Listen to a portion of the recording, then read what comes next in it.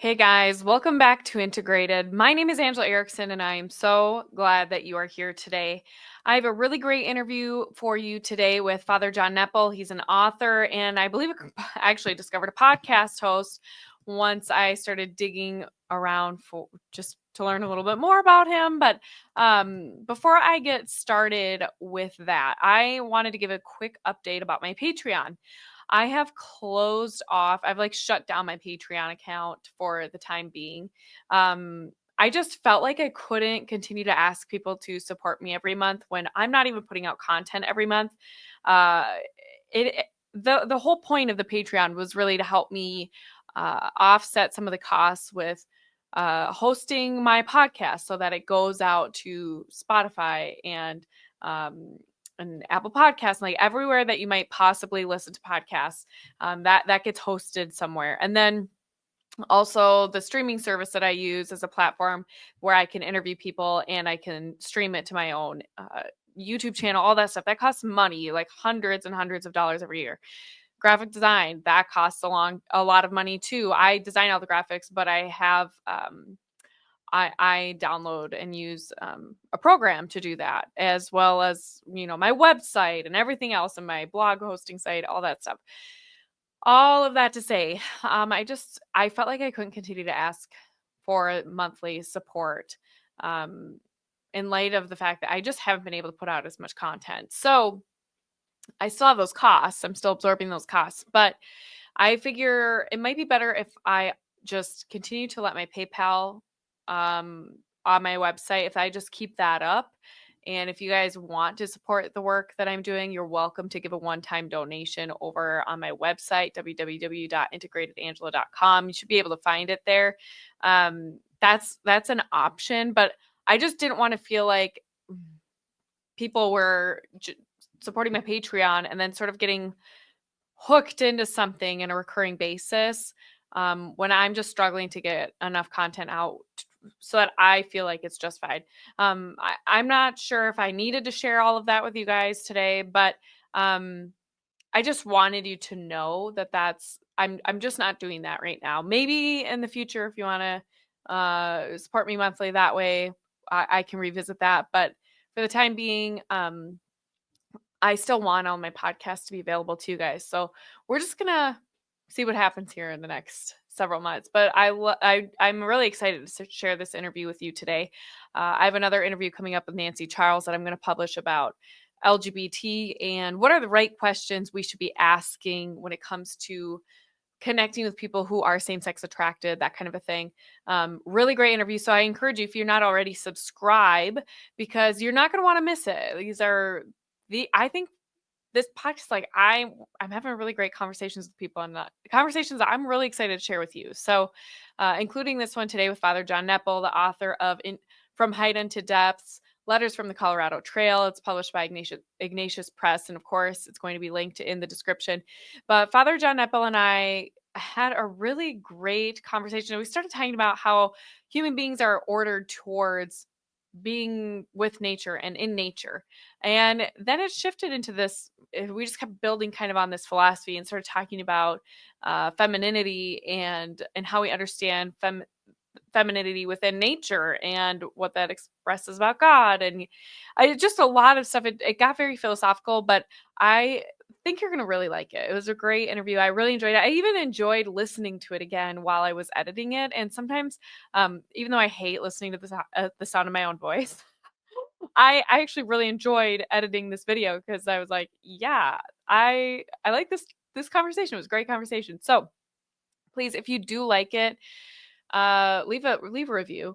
Those reviews, even though I'm not publishing as often, they still help keep Integrated kind of bumping up a little bit in the charts in a way. So people are more likely to find my podcast if you are giving it a review. And so I would really, really appreciate that. Whatever platform you're on, especially if you're on an Apple Podcast or whatever, where you can leave a comment. I love reading your comments. So without further ado, I hope you enjoyed this interview with Father John Nepil.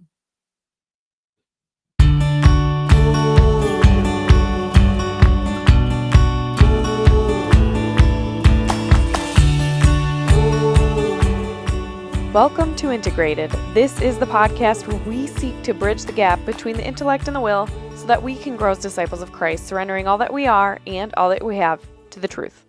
Thank you so much, Father John Nepil, for joining me today on Integrated.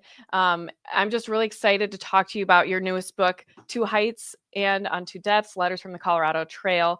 Thanks for coming on to Integrated today. Thanks, Angela. Good to be with you. I was sort of sharing with you before we started recording. I was so pleased reading this book just with the content. I wasn't expecting it to be so philosophical in nature. I'm not really sure what I was expecting exactly.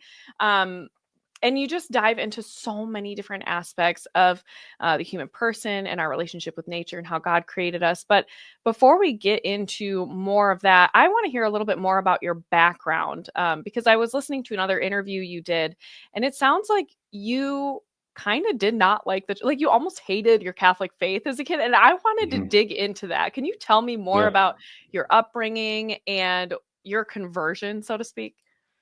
Yeah, well, I think disintegration is a great phrase to summarize my adolescence. And I actually just came out of a couple hours in the confessional. And so I just want to just reaffirm just the whole project of integration and the wholeness of the person. It's really everything that Christ desires. And so, yeah, I grew up Catholic, grew up in a military family. We bounced around the Midwest. Mom's actually from Minnesota, Farmington. Yeah. So Minnesota roots, got a lot of family up there. Went to St. Thomas also a couple years before you. But back in the day, moved to Colorado when I was young and grew up here basically.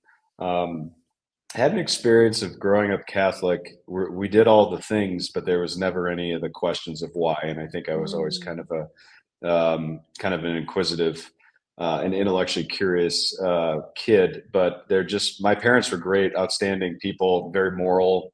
But it was kind of like, this is just what we do. And that basically broke down in high school for me. It started to kind of disintegrate in kind of early adolescence, but really kind of collapsed. The project collapsed, and I found myself in just kind of dissipating into a very selfish life and kind of just embracing the kind of modern ideologies that I was getting in my public school world and reading Nietzsche and thinking you're a Buddhist and all this kind of typical stuff that you think is super unique, and it's actually not. It's everybody. It's so edgy. Yeah. It's so edgy. It's like, no, it's like everybody's doing the same thing.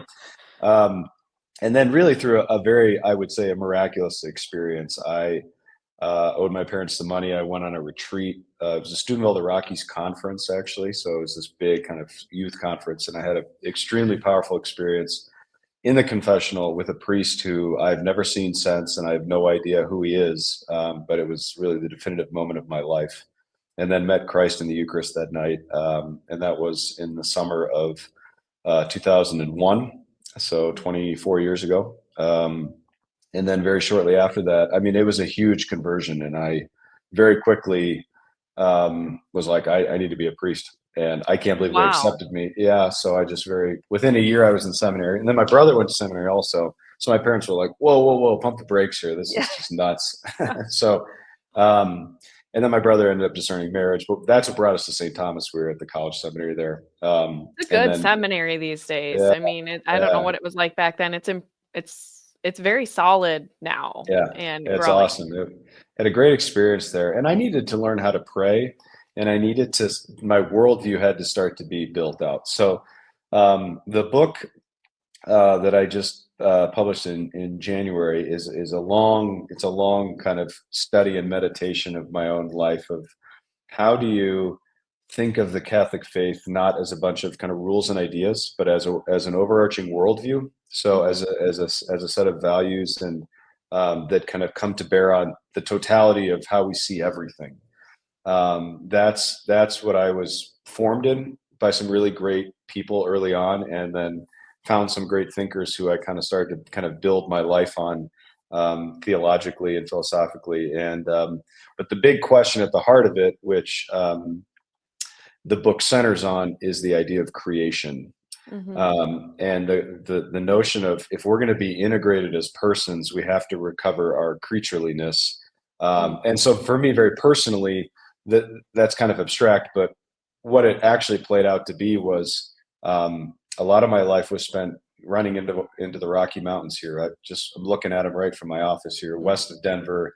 Um, you hit the kind of high peaks Beautiful. of the Mountain Yeah. West, and I was always drawn to those peaks, to those summits in particular, and did a lot of climbing and skiing. And when I met Christ, I discovered myself to be a human person, but I didn't realize that all these desires would actually be integrated within that worldview. And so the love of the backcountry changed, and the book is really about that journey as it specifically played out in a through hike across the Rocky Mountains in the summer of 2022, which is called the Karo Trail. So it's a 500-mile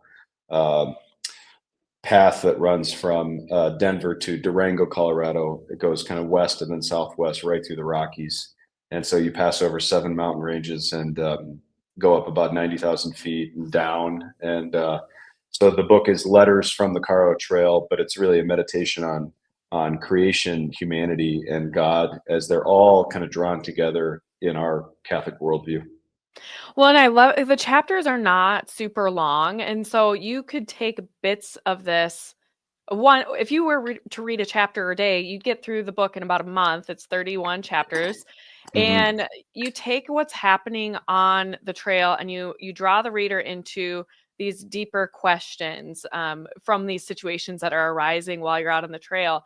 And I loved that because I think it's easy to go through the modern day and not really reflect very much because there's no silence. There's no silence. We're Mm-hmm. constantly consuming something, podcasts, music. We're always dulling our senses with just stuff. And when you're out in nature in the silence, it's like you have to face yourself. You have Mm-hmm. like there's no other option except for being confronted um with those innermost parts of your being. And so it was really nice to see that in each chapter you sort of take a different concept and you draw it out for the reader. So have you've always been really into the into being in nature, it sounds like. How did like at what point were you like, I should write about this? I should get this published in a book. Like Yeah. Yeah. Books are something that I never, so my story is I was ordained at 27. Um, and then I became the chaplain at the University of Colorado in Boulder for 2 years, which was an absolute blast. I loved it. But what I found was very, very secular, hostile, liberal environment. it is so Students, bad there. it's Yes. bad. Students falling away everywhere. Yep. And so I kind of came into the ministry and I found very quickly that I was like, well, they're not coming to mass, but they want to go into the outdoors. So I created this outdoor club called Aquinas Alpine, kind of rallied a bunch of my favorite students together. And I said, let's start just doing crazy trips and things that people would love. And what happens is that you kind of create a neutral space where they can kind of come and it's like, whoa, there's a priest here. What the heck is this? But you're climbing a mountain or you're backcountry skiing or, Mhm. you're camping or whatever you're It's doing. very, St. John Paul II, like going Yeah, skiing with people and stuff. I yeah. just love that. He's my hero. He's my model. And the questions are in us, this, and maybe this ties into your theme of integration. Is like, we don't have to kind of self-construct the project. It's all in there. It's in the humanity. We just have to kind of recreate the circumstances where the heart begins to flourish, the questions start to awaken. And a lot of times you just have to create a moment where there's the kind of trust and safety and humanity where you're sitting around a fire and the questions just start to come up. And then you start talking Mhm, about it and you start sharing life. And that's really where the book was born, from that experience. And mhm. I've continued to do that through the years, but those first few years was really a big part of it. Well, I think being out in nature, I mean, now there's kind of this phrase, and I say it too, like, go touch grass. We need to Hmm. be touching grass more. And for a few reasons. I mean, our bodies actually respond to nature in a particular way, and it does allow for more flourishing. But, for a while, I used to think it was weird when people would talk about like grounding, like going out barefoot in the grass and Hmm. stuff. And my husband, he's a lineman. I think I briefly shared that, but he's like, yeah, the earth actually has a charge. And so when you build up a charge in your body, when you step out in the grass, it neutralizes and grounds you. So literally this Hmm. phenomenon of grounding helps helps with like energy in the body, not in a weird new age Hmm. sense. It's just that we are actually designed for nature. And that's Yeah. like part of how God created us, as we are meant to be stewards of it. And even with like gardening, there are so many benefits psychologically, physically, with being out in the garden and getting your hands dirty, that kind of stuff. And the same when you go hiking. Like, do you think that maybe that's part of why you've always gravitated towards being in nature, just that because your body is responding to nature in a way, and that sort of speaks to these deeper truths about the human person? Oh, I think that was really well said. The kind of collapse of my moral life, which is connected to this kind of fragmented worldview, was also kind of pressurized by the kind of suburban American lifestyle. Mm, So it's high school, it's cutthroat academics, it's just like super competitive sports, um, and just like everything was so intense. And so I started going into the backcountry just to kind of again, yeah, feel grass and feel the kind of cold air that hits mm, your face when you're above tree line, and the kind of vastness um, of creation as it impresses itself upon you from a mountaintop. Like these experiences, I started to really crave them. What Christ gave me after the conversion was an ability to spiritually interpret those experiences. So they were mm, natural, they were human, but I couldn't integrate them, and I couldn't interpret them as meaningful. When your husband talks about the charge in the grass, he's saying something about the meaningfulness of creation, how things are, and the way that we relate to that and understand ourselves mm. as created. So I do think that's a big part of it. Well, and it's interesting because all of a sudden I grew up in the country. So as did my husband. He grew up on a dairy farm, and I grew up on like a hobby farm with several acres. Mhm. And out in the country, you do have more people who retain their faith. It may not be the Catholic faith, but they're going Christians of different stripes, especially where we are. There's very Protestant area, but you do get into the cities, and you're sort of like, is this contributing to some of that disconnect that we see because people aren't interacting in nature anymore? And there is something there's a no doubt a spiritual experience that you have. It doesn't matter if you are Christian or not. You are going to, it's like childbirth. Again, something very natural, Mhm. but most people, even if they're not Christian, they're going to say there's something very sacred about bringing life into the world, or going to a mountain and climbing a mountain and experiencing, looking out at the beauty of creation as it sprawls out below you. Um, you can't help but be lifted up. That's another reason why our churches, we love them when they're really beautiful, because they draw the spirit into something greater than ourselves. And you can't help that, even if you think I'm the creator of my universe. No, you're not. Like, you get into those situations and it is pain. You should be painfully aware that you are not the thing that created this world or your world. Absolutely. So Absolutely. Yeah. how would Yeah. you put a philosophical language to that? Because I think I'm just going back to sort of this pre-enlightenment era, the Rene Descartes, I think therefore I am mindset that fed into the Enlightenment, and ultimately what we're seeing now with relativism and all these isms, I guess. So how would Mhm. you describe uh, the worldview you were trying to combat with these trips with your students, and ultimately as it culminates in this book? I think that the if I was going to summarize it in one phrase, there's an ideology of self-creation that is kind of in the air and in the water, of as in this kind of postmodern time that we're living in. Self-creation is it collapses this metaphysical distinction between creator and creation. So God is not a being among beings; He is being, and then these are all contingent beings that are dependent upon the fullness of being, which is God. That's totally destroyed. It's secularized. So the kind of the main kind of architects of this, Nietzsche, Marx, Freud, these characters, I think that's what really built up. And what I was really trying to go after in the book was, how do we dismantle this idea of self-creation by recovering our creatureliness, which then opens us to this relationship of dependence, limitation, finitude, all these things that are rejected in our postmodern culture. We get that, and one of the best ways to do that is a total immersion in creation itself. And that's why I really think that getting into not just the wild places of the Rocky Mountains, but just the cool, calm areas, the forests, the lake. You got the lakes in Minnesota. I mean, my mom Hmm. misses the water a lot. She's a Minnesota girl. And wherever it is, just the stillness of the loons out on the lake when you're canoeing, or it can be anything. Just immersion, and then kind of recreating the spiritual climate around yourself, so you don't have your phone, you're not preoccupied with things. It all starts to kind of pass away, and you enter into a space that is very similar to how humans have lived for centuries, if not millennia. And that ties into your comment about Descartes, which I don't want to talk forever on this, but you're still tasting something in rural America of the way humans were meant to live. We're Hmm. not supposed to live in kind of confines of concrete and glass. We're supposed to live in relationship to the culture. My parents, both my mom grew up in a small town in Minnesota. My dad grew up on a farm in Montana. They had their feet in the soil in a world that was stable and was human, and it was the natural kind of um, transmission of the faith that just happened, because the faith is incarnational, so it's human but it's earthly and created. We only know God in creation. We can't know him apart from created things. Even when we pray, we're always created. That's, But to oh your, man. yeah, I'll stop there, but yeah. No, I'm like, goodness, there's so much in that response. It made me think of this.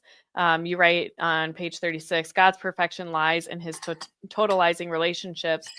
St. Thomas Aquinas so powerfully concluded in God's persons. In God, the persons do not have relationships. They themselves are relations. Relatio substance. I'm really bad at Subsistence, yeah, Latin. sorry, yeah, Subsistence. sorry. No, that's me. And then the relational logic is perichoretic. And and that means to dance around you, right? But anyway, it's just Yeah. like all of these things, you're right. Like we live in relationship, we cannot experience, like we are relational beings and we're made to be in relationship with one another in a way that is in true communion, right? Like that's the essence of communion. The one, there's no like I end and somebody else begins, like they become enmeshed together in this true integration. And we're supposed to be like that with the natural world too. I mean, we're supposed to have dominion over it and cultivate it. And there's this culmination of experiencing God with others and also with the rest of creation. Like we're just ordered towards that. I would love to hear more of your thoughts on that because I think there's just so much there to, because we are so disconnected in the modern age, right? Like it's hard to be in relationship, in an authentic relationship, when we're encumbered by technology, which is ironic because technology is supposed to facilitate relationship. Hmm. Sort of like social media. Like I joke that social media is really anti-social media in a lot of ways, like because we sort of dehumanize the other person on the other end of the screen. But we can also build new relationships and do these really amazing things. Like I couldn't interview you without this technology right Hmm. now, or I'm going to be the godmother of friends of mine's child that I met doing this kind of work online, which is crazy, you know, like it does. There's this both and how do we hold that intention while still honoring the way that God designed us, I guess. Yeah. Yeah, well, let's go back to Descartes for a second. You mentioned him. So Descartes is a 16th century philosopher, really, really important because he's one of the first few kind of revolutionary movements that separates and builds the modern era, which is really radically different in how it approaches the world. The other guy I'd throw in there is a guy named Francis Bacon. Hmm. Bacon was a little earlier than Descartes, but really the two of them recreated the relationship between humanity and creation. Instead of God as the center, theocentric worldview, and we're a part of creation, though we're rationally created in a way that we can image God and grow in likeness of Him. It became man is the center of all things, the measure of all things. Nature is something that we need to manipulate with power, and science gives us the ability to do that. That's Francis Bacon. And then Descartes is trying to do the Catholic thing, but he ends up separating us from reality. So you start to kind of fast forward through centuries. All the while, the peasants of Germany and where my family came from, they're still keeping the faith. They're still Hmm. working the land. Everything is happening, but the kind of intelligentsia is moving this project, and then the whole thing just eventually transforms how we think about creation and how we've really lost that. So there's a massive transformation in the human in the human worldview that happens in modernity, and it's collapsed, and we're living in the collapse of that. And so I think that a lot of what has to happen is, as Christians, we have this really privileged moment where we're a minority. We're living in a post-Christian time. We have to kind of get back to the real essence of things. And one of them is the idea of God, not as an abstraction, but as the perfection of love. That your family, the eight of you, are imaging God in a very distinctive way, you and your husband in a very distinctive way, because God is himself relationship. The person is relationship. And maybe as a final point on this, what I love is to think about Christian perfection not as doing everything right, but as being totally relational. So I Mm. become a relational being. That's integration, is total relationship. That's where I image God. Well, and it's interesting because I think sometimes we do have this sense in our desire for autonomy.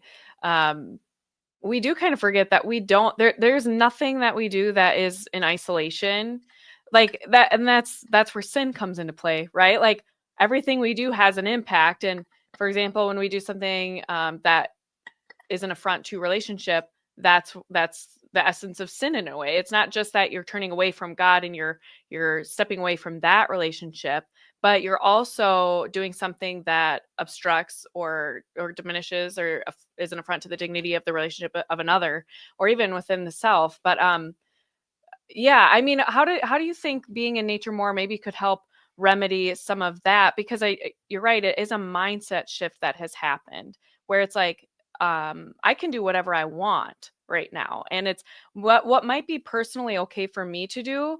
I've determined by myself that this is okay, and if it impacts you, that's your problem, kind of a thing. Like there is this Mm-hmm. modern mindset where it's all relative; it doesn't matter. And so, what philosophers would you say are doing a great job combating that sort of a mindset that will help Catholics see this when it comes up in their own lives, maybe when they don't even realize it? Yeah. Um, Man, these are great questions. You got great philosophical chops. You sell yourself short. You know Oh, your stuff. I'm impressed. oh, The thank you. the five thinkers that I focus on in the book are theologians, but they're thinking philosophically a lot. One of the touch points between philosophy and theology is something called metaphysics. It's being. So Aristotle, Plato start to talk about metaphysics as things are they have being, they have this quality, they exist. How do they exist? And it's only with the revelation of Christ that we come to realize it's actually God is being, and that's where Aquinas just kind of pulls it all together so beautifully. So they're thinking metaphysically, they're thinking theologically, but the five are Joseph Ratzinger, Pope Benedict, Hans Urs von Balthasar, who is a very dear and beloved theologian to me. Romano Guardini, who's an Italian, started a movement called Communion Liberation. Uh, Dietrich von Hildebrand, you mentioned Alice, his wife. And then also, who am I missing? Romano Guardini, who is kind of the teacher of all these guys. So Hmm. there's some of my favorites. Joseph Pieper is really good on leisure contemplation. He's a great philosopher, contemporary. So there's a lot of people doing really great work and thinking about these things. We have an unbelievable patrimony from the last century, just giants who saw this situation, stepped into it, and gave a very compelling argument for our Catholic worldview in the midst of that. There was one thing that I just got done reading Alice von Hildebrand's autobiography just this past week. I was so excited. I shout out to my sister-in-law. I know she'll never see this. She won't listen to this, but she told me to get a reading light because I love to read and I never like a book light, like a book light. And I Yeah. I always want to lay in bed and read, but I never we have two kids in our bed right now that are a 7-month old and a toddler, and then my husband. And so I can't ever stay up late and read because I don't want to disrupt anyone with the lights on. And I don't know, it's just never as comfortable to be out in a chair. So anyway, I started reading her autobiography late at night, and I was reading it, and she talks about Kierkegaard at one point about Mm-hmm. she actually had an affinity for him. But then I was reading your book, and you were saying that maybe he started off with good intentions in his philosophy, and then it sort of devolved into something else. Can you talk about that? Because this is like, truthfully, I want to understand this better. What sort of his framework was exactly, as maybe Alice von Hildebrand understood it, and then maybe how that shifted over the years to more of this nihilistic view, it sounds like, or something. Yeah. Am I understanding that? So Yeah, absolutely. So Kierkegaard is awesome and an amazing thinker. He's one of the most important 19th century thinkers. What he's responding to is the systemization and the reduction of reality to thought, which begins in Descartes, Yeah. and it really culminates in two thinkers, in Immanuel Kant and then Hegel. And they're called transcendental idealists. So it's all idealism. So reality is up here. It's all in the head. Everything is kind of essentialized, abstracted. It's also very secular. These are largely Protestant men who are secularizing as they're developing their thought. Giants, great thinkers, but fundamentally altering kind of the way we approach things. So Kierkegaard is this really interesting guy. He's in Copenhagen. It's 1830s, 1840s. He's living in a world philosophically that's just totally abstracted, and he wants to get back to reality. Because And there's so truth, right? that's where truth is to be found. Yes. So what Kierkegaard founds is something called existentialism. And I hope I wasn't too hard on him in the book because I really love him and respect him, but he wants to get back to existence, not just essences as they're abstracted, but what things actually are. Mm. Now, Kierkegaard is a faithful Christian. He's a Lutheran. So he's got some problems in terms of the structure. He doesn't have a Catholic vision of things, but he's deeply engaging and he really shifts the whole conversation. What comes out of Kierkegaard and existentialism is going to be Nietzsche. It's going to be Sartre. There's going to be kind of the really radical atheistic existentialism. But Kierkegaard himself, as a Christian existentialist, is amazing and has incredible things to say. Though just in that kind of Lutheran context, it gets a bit dialectical between nature and grace and these different things that are more specific. So there's limitations, but he's a giant. So Okay, I'm so glad that you clarified that because I was like, what? Like he's pulling from Dietrich von Hildebrand and right, all these individuals, and then I was like, but wait a minute, I know Alice von Hildebrand. She was obviously incredibly influenced by her husband. yeah. So I was like, I'm trying to bridge the gap here because I'm not as familiar with all of the systems that these men were operating with in their philosophical framework. So that's really interesting, and I do think that is the essence of the problem today. I mean, I always, another thing I always think is like how the Enlightenment shifted us so we're actually less enlightened than we've probably ever been. At least since the Greeks started pondering philosophical questions. I mean, when you look at Socrates and the Aristotelian framework and all of these things, it's like that Aristotelian thought shaped so much of Christian thought over time, but that was always in relationship to understanding that we were created.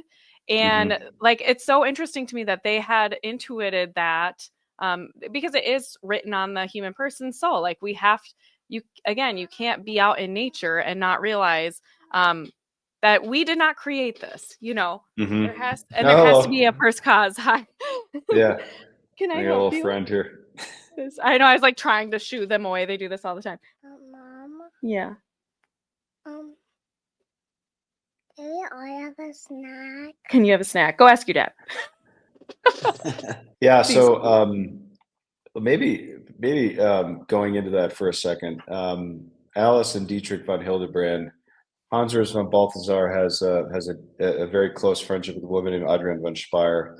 There's something about the feminine that speaks of creation. It expresses the reality of creation, especially around the notion of receptivity. And Mm. I think that some of the great women of the last century have been a really important part of how we've kind of recovered this what I would call a Marian vision of creation. How we see Mm. Mary just sees the world with the eyes of Christ. That's the mystery of it. But she does it in this feminine posture.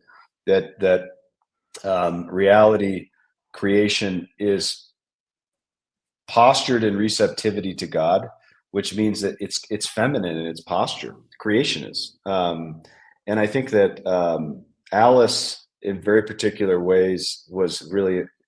You can feel her feminine genius kind of impressed on how von She's Hildebrand brilliant. approaches things, and their relationship. When I studied in Europe for a few years, and I got to know the von Hildebrand family actually, No way. and That's amazing. yeah, a lot of the cousins and nieces and nephews and everything, and it was kind of wild when I was in Munich studying German, um, and It's so I offer that because I think that there's something particular about Alice as a philosopher and her relationship, and what I see in both of them as we read and kind of reflect on their lives. There's something beautiful there. This is also the third podcast I've done with women hosts, and they're way more interesting to talk to. Larry Thank Chap's a you. kick. He's a kick, He but is. like women are just more interesting to talk to. So I just want to reaffirm what you're doing, and a resounding yes, perseverance in prayer, the persistence in Oh. prayer. The three of you, all moms with a bunch of kids. One's in rural Georgia, one's in rural Nebraska, and yourself. And so just kind of keep up the good work, because there's Oh, something about thank you. the feminine engaging these ideas. Men tend to abstractions, and we lose reality. You know, thank you for saying that. It's funny, just as I was preparing to record this, I got a message from a friend of mine who did a rebuttal.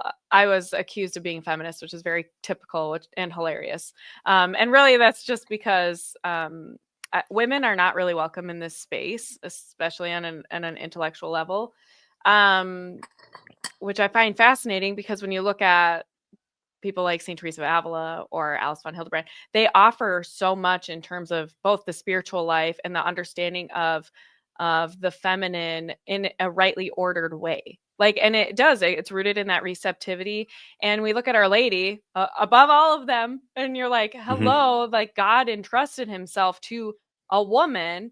And it's not because he felt she was incapable or untrustworthy or a feminist. It's like you have to wonder, like, what is, um, there's a shift going on, and it's certainly a reaction to feminism, but it's an overreaction, it's an overcorrection, where the feminine is disregarded. And I mean, it's within our very bodies, that creation and that receptivity and that bringing forth of life, that is a part of our nature, that I think, that's where we have a lot to offer in the conversation about, how we understand ourselves in relationship to God, because that's a lifelong endeavor, is trying to understand the self as you relate to God and surrendering to Him and to His providence and His divine will for our lives. And I think women tend to, no offense to a lot of men, but we're forced often in a lot of ways to surrender to God in ways that Mm. men otherwise can't understand, right? Like with our very bodies and things like that. And so I do feel like it's just encouraging, and I appreciate you saying that. That was very kind. So Oh yeah, well, I mean it. I mean, my life was radically changed by the presence of a woman who I met when I was in CU Boulder, who came to me and she said, um, my brother was friends with her, and she said, I we went to breakfast after mass one day, and she said, I'm here because I heard that you're the kind of guy who's not going to spare my feelings. And I was like, is that a compliment? perfect. I She like said, I people feel like called. that. Yes. Yeah, she said, I feel called to be a consecrated virgin. Or she said, I feel called to be like a religious sister, but I'm a nurse in a cancer unit of Children's Hospital, and I feel called to do that. And I was like, I feel like you're called to be consecrated and stay in the world. And this is where we really need women, married women, but also consecrated women. So, anyways, I walked with her for a number of years. She's now a consecrated virgin, and she's actually doing a doctorate in theology at the Catholic University of America.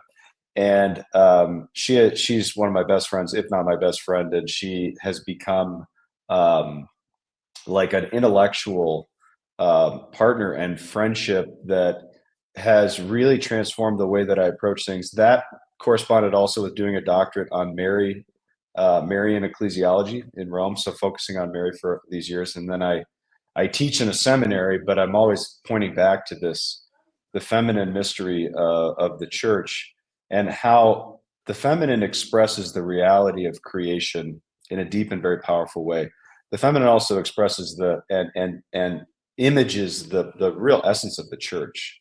So Mhm. yes, the church is hierarchical. Yes, the church is institutional.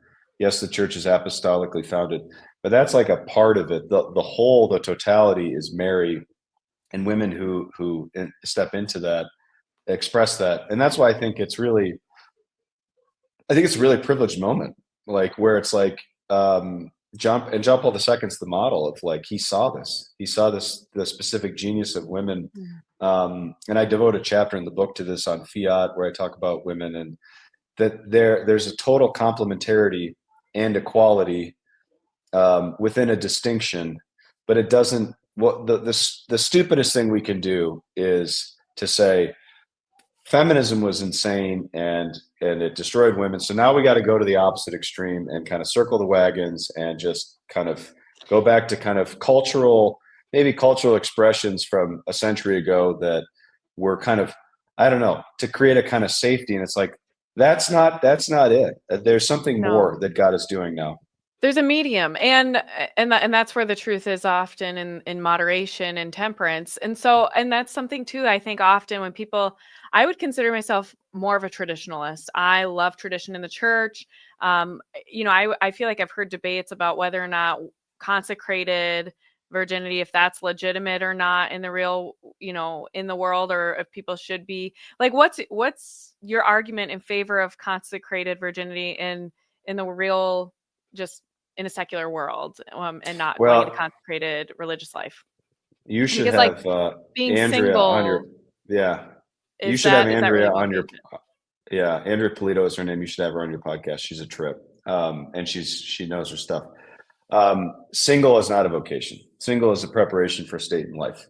But in the early church, before there was forms of religious life, you had women who were consecrated in their virginity. So it's the most Right, like Saint ancient form. Perpetua. Yes, and yes. Exactly. So you have virgins, clerics, and monks. That's the three. So you have these two. You have the apostolic state of life, which is expressed in, and one of the evangelical councils is usually connected with one of the states of life. This is going to develop over the centuries, but you have obedience is connected to the cleric or the priest, virginity to the virgin, and poverty to the monk.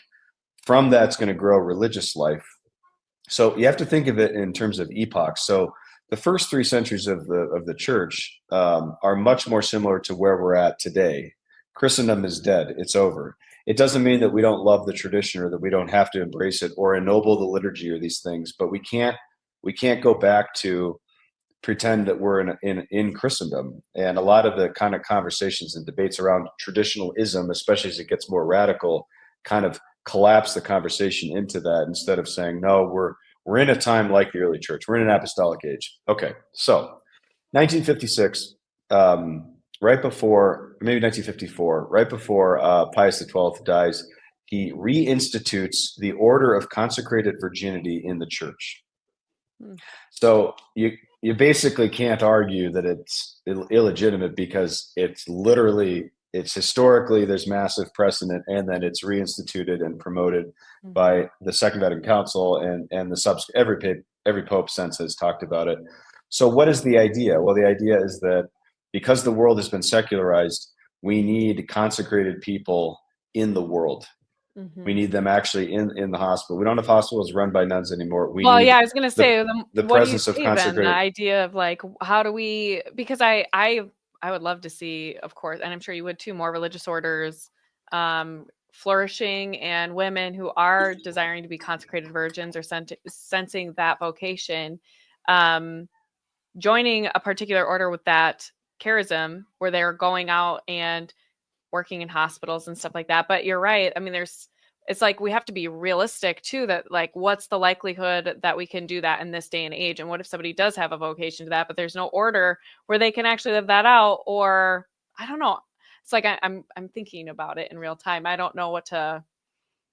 I Yeah, and mean, another way of thinking about it is there's Christ, when you study when you study the kind of the foundations of the church, what happens? Well, you have 3 states of life.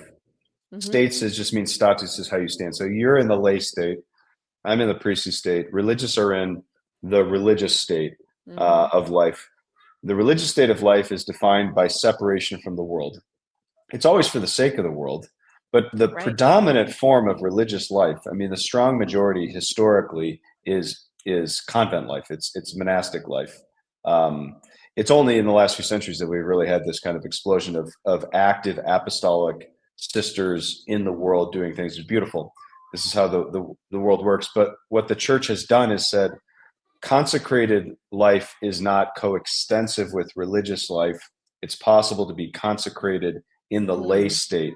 Now, the strong majority of vocation, the vocational form, in the state of life, the lay state, is marriage. That's the normative state. But there is, and there always has been, this presence of consecrated women in and men in the lay state who live out not according to a charism of a religious community, but in a different state in life. Hmm. Another way of thinking of it is the common priesthood of the baptized and the ministerial priesthood of orders. They're complementary, they're at the service of each other, but they're distinctive. And it's a similar thing with consecrated life. That's interesting. That's an interesting way to frame that. Okay, well that's like so off topic, but that was really That's interesting. yeah. Thanks No, for that was great. yeah. Well, let's talk about integration for a second, Okay. because one of the things that's happening is that the outdoors has become kind of recreational playground. So REI, I love REI, great place to go buy stuff Yeah. there. But the REI kind of world is it's operating out of that self-creation It's worldview that we talked about. materialistic too. Materialistic, so they're going Yeah. to sell you everything you need to go to have your own kind of millennial awesome experience, which then you can kind of highlight reel on Instagram. And it's like, so this whole thing, we got to deconstruct this whole thing. We got to Hmm. get the materialism out, we got to get the egotism out. So a lot of that is the themes of the book. We can't integrate spiritually and embrace the kind of essence of our creatureliness if we're still operating out of that materialistic worldview. One of the examples of this is in Colorado, we have these high peaks called 14ers. I talk about them in the book. They're Hmm. 14,000 feet, 54 of them. There's a phrase called bagging 14ers. Awful. It's just, it's so consumeristic. I just get up there and I just bag them, bag the peaks instead of like, there's no Taking it in. reverence. Yeah. Well, it's like receiving a gift. Like actually it's funny. I talked about this a little bit in my last interview with Father Donald Haggerty. But it's like you can be given a great gift, and if you don't, you can receive it. You can even be holding it onto it. But let's say you like never unwrap the gift, or Mm-hmm. you set it aside and you never actually open it and utilize what this gift is. Maybe you even look at it and you sort of examine it and you set it aside. But like true receptivity of a gift, it's like you have to use it and embrace it in its totality. Otherwise, you haven't truly received the gift. And Mm-hmm. what are your thoughts about that in relationship to nature and receiving this gift that we've been given, being in the created world, being created ourselves, and really taking in what God has gifted us in Himself? That's great. I think that the key to the key mystery to creation is that it is a gift. That's what's missing when you self-create. That's what's missing when you have an atheistic worldview or that's secularized. It's not a gift. It's just kind of here. It just exists and it's just here for me and I can use it. It's that Baconian kind of idea of I can manipulate this for my own purposes. But when you Yes. start with the gift structure of reality, that God is himself the fullness of love, that everything he creates is gratuitous. It's free. It didn't have to exist. It's a total gift. When you start with that, then what it does is it says, okay, then how do I spiritually posture myself? And Haggerty would be really good on this point of like, how do I spiritually posture myself in order to receive the gift? And that's where the Marian feminine kind of mystery at the heart of creation, it really resounds because it's all about reception of the gift because the Mhm. gift is not complete until it's received. That's part of the mystery of how gift giving works. Mhm. Yeah, because it's really offensive or like disheartening if you give somebody a gift and they don't take it. Like Right. I don't know, like if you try to give somebody a gift, something that you created out of love and you spent time working on it and you had them in mind, it was a particular gift for them and they don't take it. It's like heartbreaking. You think of a Yeah. child coming to their like if I were to receive a gift from one of my children where they drew me a picture and they draw for me like 10,000 pictures a day, and Hmm. every time I have to receive this gift like it's the first thing I've ever seen, it's amazing, but like it would break their hearts if I didn't, if I just was like, okay, it's going in the trash right away, like Yeah. there's something there, like I have to receive it, even on an emotional level, just because it's an extension of themselves, right? And like Yeah. creation is an extension of God, and how we interact with it is an extension of this relationship and our receptivity to God. Wow, And I don't that think that that's we I something don't to think we think about. think about the kind of essence of the Christian life as receptivity. I think we No, think of because it it's as like about a doing. quality. We got to go do things. We got to We do gotta, everything right. And if we yeah. don't do it right, then we got to start over and do it better. And it's like that's the kind of self-perfecting pattern of holiness, which is ultimately really a dead end. And I've been down that path way too many times, and still trying to learn this. But receptivity is the heart of it all. Yes, and living and experiencing in that intention and it's the only way that we can also develop a sense of contentment. I feel like Hmm. that realizing that everything is gratuitous on God's behalf and that it's all been a gift. And it's easy to like compare with what other people have or how they're experiencing the world or even being jealous of like people going and traveling and doing all this stuff. It could be in any capacity where you're constantly looking at what I have versus what somebody else has instead of looking at it and saying this is a gift. And so like Hmm. I it's my job to receive it and the best part of receiving that is being content with it. That doesn't Hmm. mean you're not, you can't pray if there's a need that you have or whatever, but like cultivating contentment and surrender in that is really, really freeing, and it allows you to encounter God on a higher supernatural level than we otherwise would, being if we remain grounded in the material. Yeah. And one of the things about self-giving and reception is that they're not separated from each other. So one of the mistakes or limitations, I think, is to say men are self-giving, women are receptive. It's like, no, it's actually men are received in the giving and women are giving in the reception. So it's just it's part of the kind of dynamism of the complementarity between man and woman Yes. is that, but there's something different about when a woman receives and how she gives of herself Mm-hmm. than the way that a man does. But both of them have reception and self giving. So I think when we talk about Yeah. receptivity at the heart of the Christian project, we're not saying you don't ask for needs, you don't give of yourself, you don't do Right. anything, you just kind of, because receptivity is not passivity. That's one of the big mistakes. Yes. That's But very well said. self giving is contained within it always. Yes, because some self-gift usually requires something of us, right? Like, Right. I mean, that's just the nature of it, and I think that was so well said. Do you have any parting thoughts? I know we have to wrap up here. This was such a great conversation. What are your parting thoughts, and Yeah. like, what do you want people to be left with the most when they're done reading your book? Like, what for you in your mind is do you want people to take away from your book?